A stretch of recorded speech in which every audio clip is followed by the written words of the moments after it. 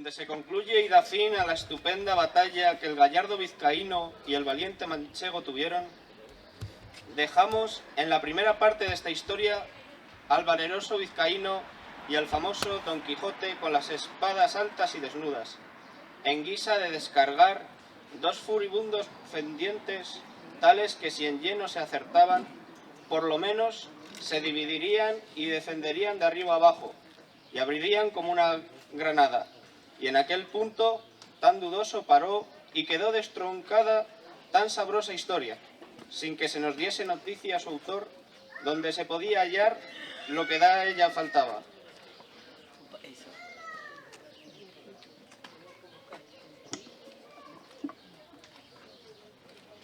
Me causó esto mucha pesadumbre, porque el gusto de haber leído tan poca se volvía en disgusto en pensar el mal camino que se ofrecía para hallar lo mucho que a mí parecer faltaba de tan sabroso cuento. Me pareció cosa imposible y fuera de toda buena costumbre que a tal buen caballero le hubiese faltado algún sabio que tomara a cargo el escribir sus nunca vistas hazañas, cosa que no faltó a ninguno de los caballeros andantes.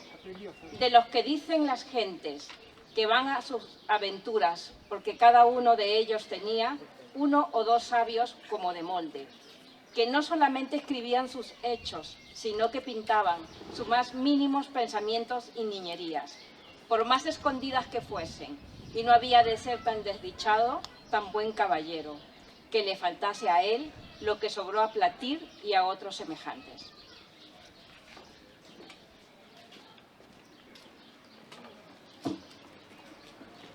Y así no podía inclinarme a creer que tan gallarda historia hubiese quedado manca y estropeada, y echaba la culpa a la malignidad del tiempo, devorador y consumidor de todas las cosas, del cual o la tenía oculta o no consumida.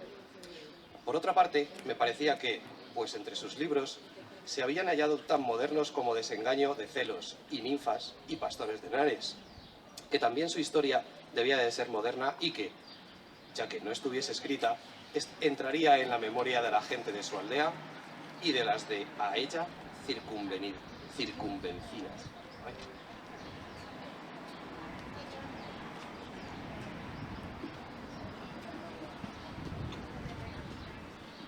Esta imaginación me traía confusa y deseosa de saber real y verdaderamente toda la vida y milagros de nuestro español famoso Don Quijote de la Mancha, luz y espejo de la caballería manchega, y el primero que en nuestra edad y en nuestros tan calamitosos tiempos se puso al trabajo y ejercicio de las andantes armas, y al de desfacer agravios, socorrer viudas, amparar doncellas de aquellas que andaban con sus azotes y palafrenes, y con toda su virginidad a cuestas, de monte en monte y de valle en valle, que si no era que algún follón o algún villano de hacha y capelina o algún descomunal gigante las forzaba, doncella hubo en los pasados tiempos que al cabo de 80 años,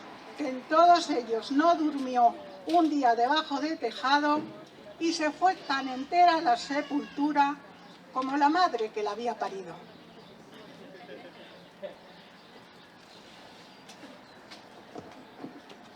Digo pues que por estos y otros muchos respetos es digno nuestro gallardo Quijote, de continuas y memorables alabanzas. Y ahora a mí no se me debe negar por el trabajo y diligencia que puse en buscar el fin de esta agradable historia, aunque piense que si el cielo, el caso y la fortuna no me ayudan, el mundo quedará falto y sin el pasatiempo y gusto que bien casi 2 horas podrá tener el que con atención la leyere. Pasó, pues, el hallarla en esta manera.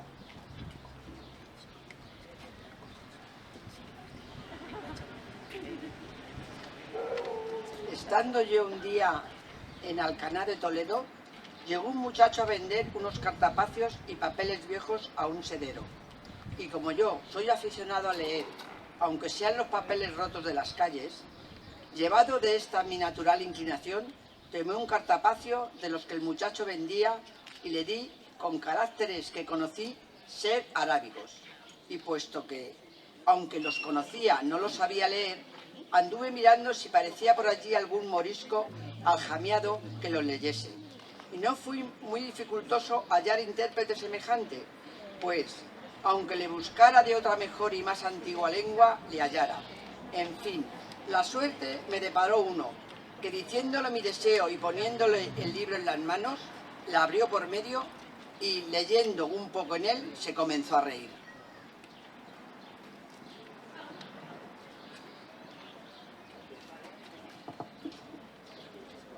Le pregunté yo que de qué se reía y me respondió que de una cosa que tenía aquel libro escrito en el margen por anotación. Le dije que me la dijese y él, sin dejar la risa, dijo: está, como he dicho, aquí en el margen escrito esto. Esta Dulcinea del Toboso, tantas veces en esta historia referida, dicen que tuvo la mejor mano para salar puercos que otra mujer de toda la Mancha. Cuando yo oí decir Dulcinea del Toboso, quedé atónito y suspenso, porque luego se me representó que aquellos cartapacios contenían la historia de Don Quijote.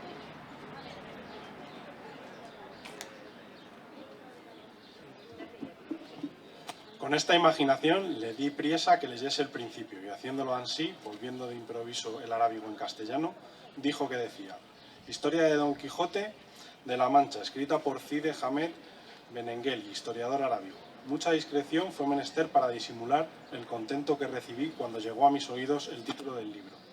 Y saltándosele al sedero, compré al muchacho todos los papeles y cartapacios por medio real, que si él tuviera discreción y supiera lo que yo los deseaba, bien se pudiera prometer y llevar más de 6 reales de la compra. Me aparté luego con el morisco por el claustro de la iglesia mayor y le rogué que me devolviese aquellos cartapacios, todos los que trataban de Don Quijote en lengua castellana, sin quitarles ni añadirles nada, ofreciéndole la paga que él quisiese. Se contentó con 2 arrobas de pasas y 2 fanegas de trigo, y prometió de traducirlos bien y fielmente con mucha brevedad. Pero yo, por facilitar más el negocio y por no dejar de la mano tan buen hallazgo, le traje a mi casa, donde en poco más de mes y medio tradujo toda, del mismo modo que aquí se refiere.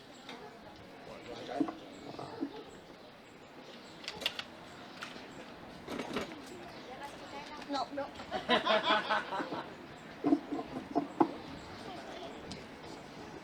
Estaba en el primer cartapacio, pintada muy al natural, la batalla de Don Quijote con el vizcano puestos en la misma postura que la historia cuenta, levantadas las espadas, en uno cubierto de su rodela, el otro de la almohada y la mula del vizcano tan vivo, que estaba mostrando ser el alquiler a tiro de ballesta. Tenía a los pies escritos el vizcano un título que decía: Don Sancho de Azpeitia y Tía, que sin duda debía ser su nombre, y a los pies de Rocinante estaba otro que decía Don Quijote.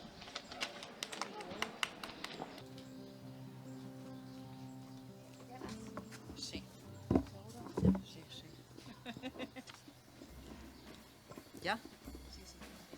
Estaba Rocinante maravillosamente pintado, tan largo y atendido, tan atenuado, flaco con tanto espinazo, tan ético, confirmando que mostraba bien al descubierto con cuánta advertencia y propiedad se le había puesto el nombre de Rocinante.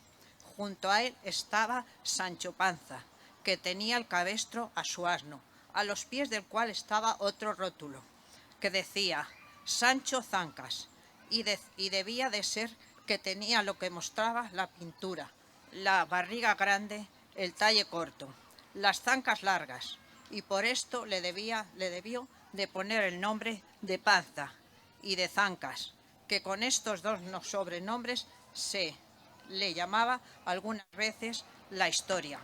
Otras algunas menudencias había que advertir, pero todas son de poca importancia y que no hacen al caso y la verdadera relación de la historia, que ninguna es mala, como sea verdadera.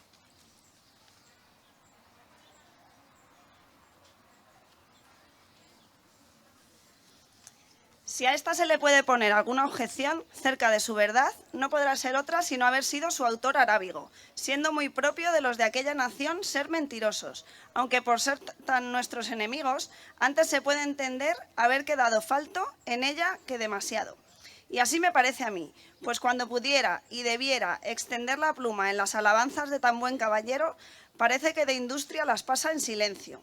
Cosa mal hecha y peor pensada, habiendo y debiendo ser los historiadores puntuales, verdaderos y nada apasionados, y que ni el interés ni el miedo, el rancor ni la afición no les hagan torcer del camino de la verdad, cuya madre es la historia, émula del tiempo, depósito de las acciones, testigo de lo pasado, ejemplo y aviso de lo presente, advertencia de lo porvenir.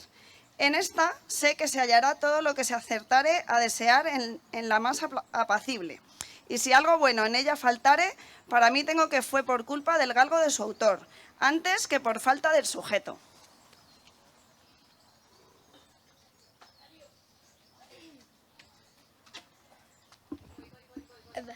Vale.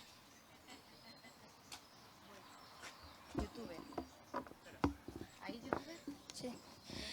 En fin, su segunda parte, siguiendo la traducción, comenzaba de esta manera.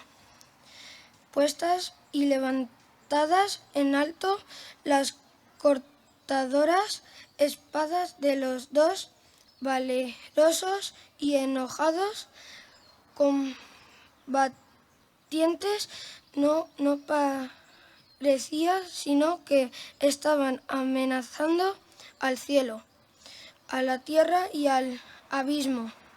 Tal era el denuedo y continente que tenía, y el primero que fue a descargar el golpe fue el colérico vizcaíno, el cual fue dado con tanta fuerza y tanta furia que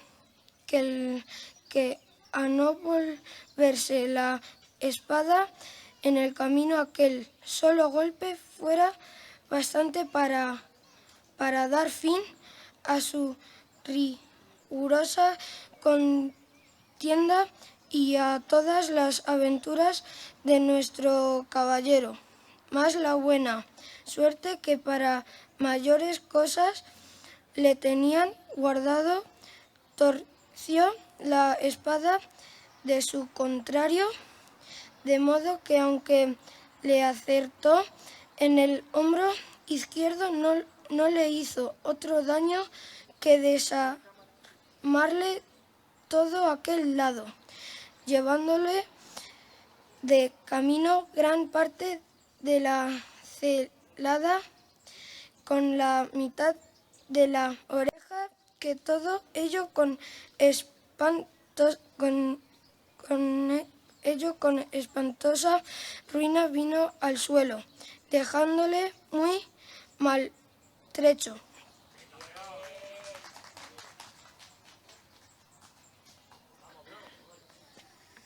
Válgame Dios, ¿y quién será aquel que buenamente pueda contar ahora la rabia que entró en el corazón de nuestro manchego, viéndose parar de aquella manera?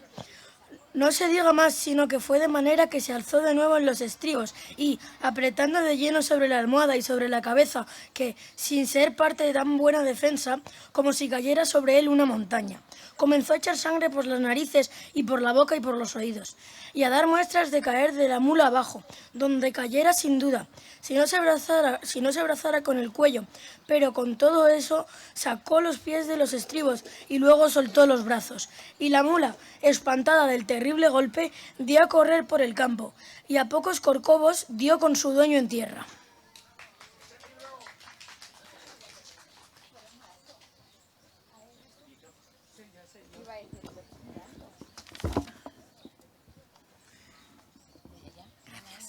Estaba con mucho sosiego mirando Don Quijote, y como lo vio caer, saltó de su caballo y con mucha ligereza llegó a él.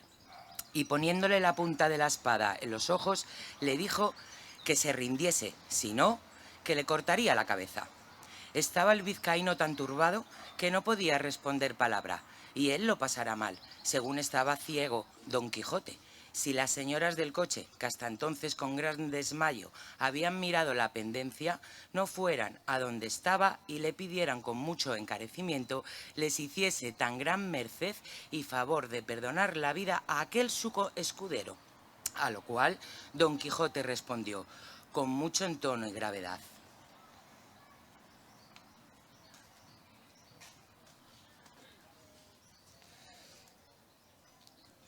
Por cierto, hermosas señoras, yo estoy muy contento de hacer lo que me pedís, mas ha de ser con una condición y concierto, y es que este caballero me ha de prometer de ir de un lugar a Toboso y presentarse de mi parte ante la sin par doña Dulcinea, para que ella haga de él lo que más fuerte de su voluntad. La temerosa y desconsolada señora, sin entrar en cuenta de lo que Don Quijote pedía y sin preguntar quién era Dulcinea, le prometieron que el escudero haría todo aquello de que su parte le fuese mandado. Pues en fe de esa palabra yo no le haré más daño, pues que lo tenía bien merecido.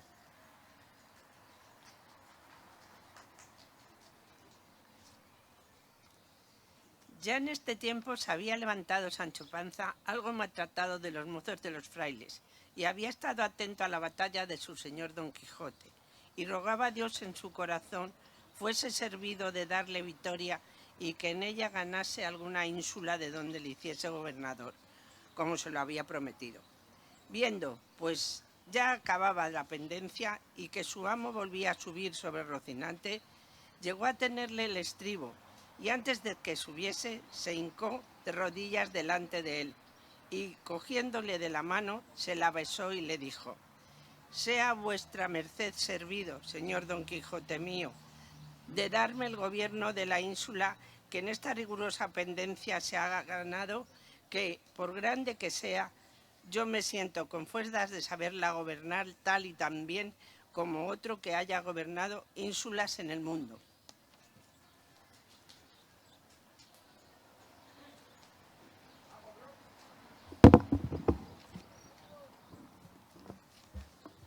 A lo cual respondió Don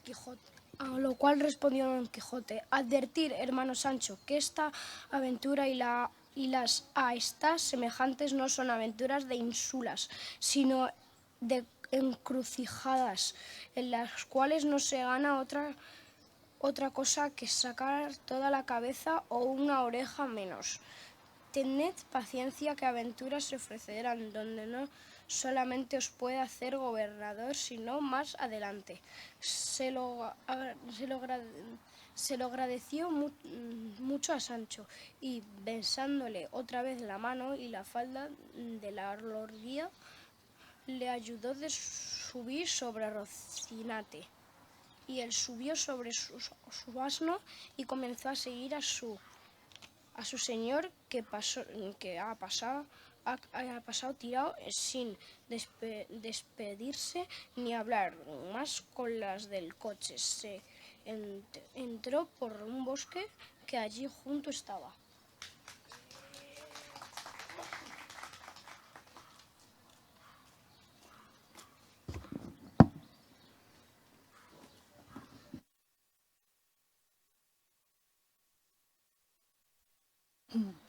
Le siguió Sancho a todo el trote de su jumento, pero caminaba tanto Rocinante que, viéndose quedar atrás, le fue forzoso dar voces a su amo que se aguardase.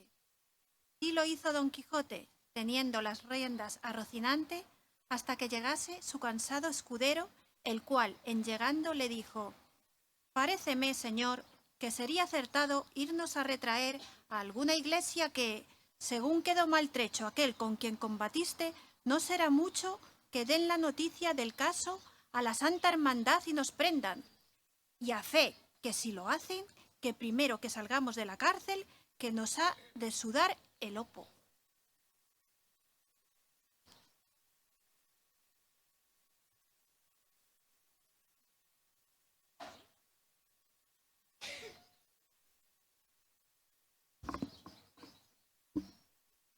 «Calla», dijo Don Quijote, «¿y dónde has visto tú o leído jamás que caballero andante haya sido puesto ante la justicia por más homicidios que hubiese cometido? Yo no sé nada de homicidios, respondió Sancho, ni en mi vida le caté a ninguno. Solo sé que la Santa Hermandad tiene que ver con los que pelean en el campo, y en ese otro no me entrometo. Pues no tengas pena, amigo, respondió Don Quijote, que yo te sacaré de las manos de los caldeos, cuanto más de la hermandad. Pero dime por tu vida, ¿has visto más valeroso caballero que yo en todo lo descubierto de la tierra? ¿Has leído en historias otro que tenga ni haya tenido más brío en acometer, más aliento en el perseverar, más destreza en el herir, ni más mañana en el derribar?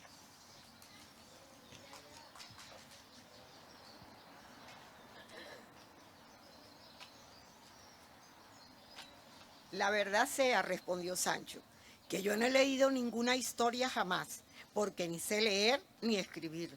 Lo que os haré apostar es que más atrevido amo que vuestra merced yo no he servido en todos los días de mi vida. Y quiera Dios que estos atrevimientos no se paguen donde tengo dicho. Lo que les ruego a vuestra merced es que se cure, que le va mucha sangre de esa oreja, que aquí traigo hilas y un poco de ungüento blanco en las alforjas.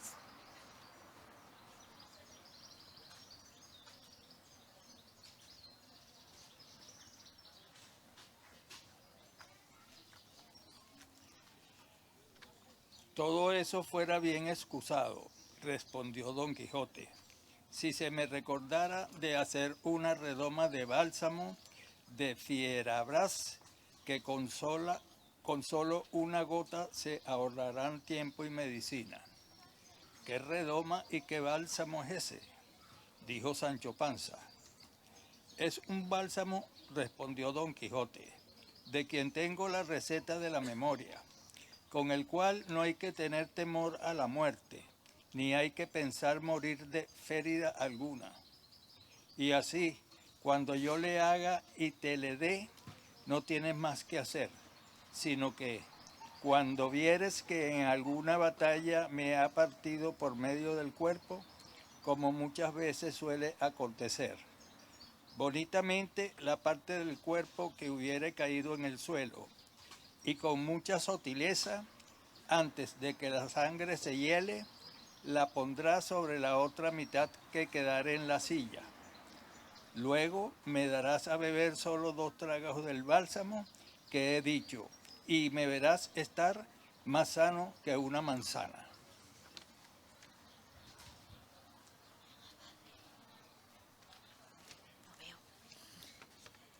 Sí, eso hay, dijo Panza. Yo renuncio desde aquí al gobierno de la prometida ínsula y no quiero otra cosa en pago de mis muchos y buenos servicios, sino que vuestra merced me dé la receta de ese licor, que creo que valdrá la onza más de 2 reales, y no he menester yo más para pasar esta vida honrada y descaradamente, pero es de saber ahora si tiene mucho coste el hacerlo.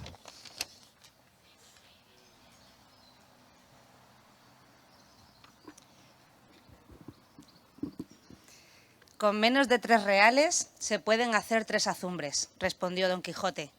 Pecador de mí, replicó Sancho, pues ¿a qué aguarda vuestra merced hacerlo y enseñármelo?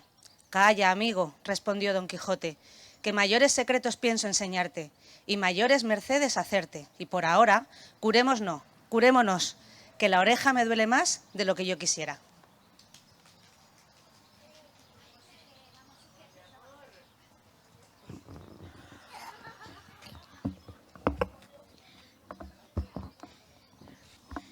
Sacó Sancho de las alforjas y ungüento. Cuando Don Quijote llegó a ver rota su celada, pensó perder el juicio y puesta la mano en la espada y alzó los ojos al cielo, dijo: yo hago juramento al Criador de todas las cosas y a los santos 4 en evangelios, donde más largamente están escritos de hacer la vida que hizo el grande marqués de Mantua cuando juró de vengar la muerte de su sobrino Baldovinos, que fue de no comer pan a manteles ni con su mujer Folgar y otras cosas que, aunque de ellas no me acuerdo,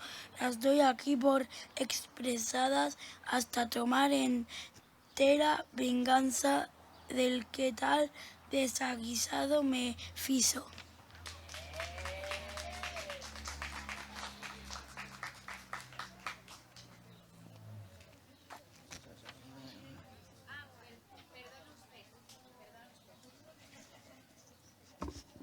La zapata del 1, 2, 3, parezco yo aquí hoy. Señora. Oyendo esto, Sancho le dijo: advierta vuestra merced, señor Don Quijote, que si el caballero cumplió lo que se le dejó ordenado de irse a presentar ante mi doña Dulcinea del Toboso, ya habrá cumplido con lo que debía, y no merece otra pena sino cometer nuevo delito. Has hablado y apuntado muy bien, respondió Don Quijote, y así anuló el juramento en cuanto lo que toca a tomar de él nueva venganza, pero le hago y le confirmo de nuevo de hacer la vida que he dicho hasta tanto que quite por fuerza otra celada tal y tan buena como esta a algún caballero. Y no pienses, Sancho, que así a humo de pajas hago esto, que bien tengo a quien imitar en ello, que esto mismo pasó al pie de la letra sobre el yelmo de Mambrino que tan caro le costó a Sacripante. Vaya nombrecitos.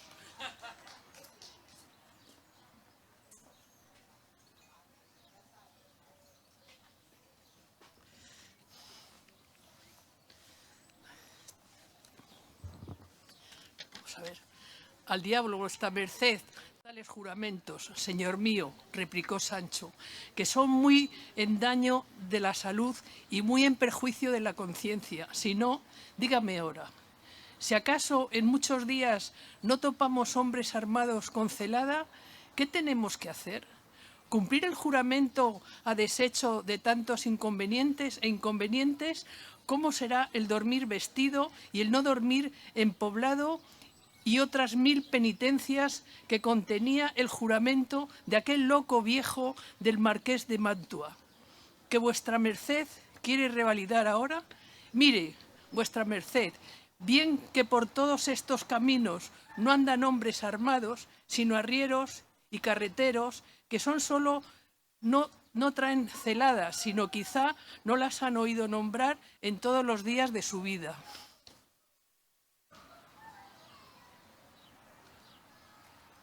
No voy a leer, que os estáis esperando.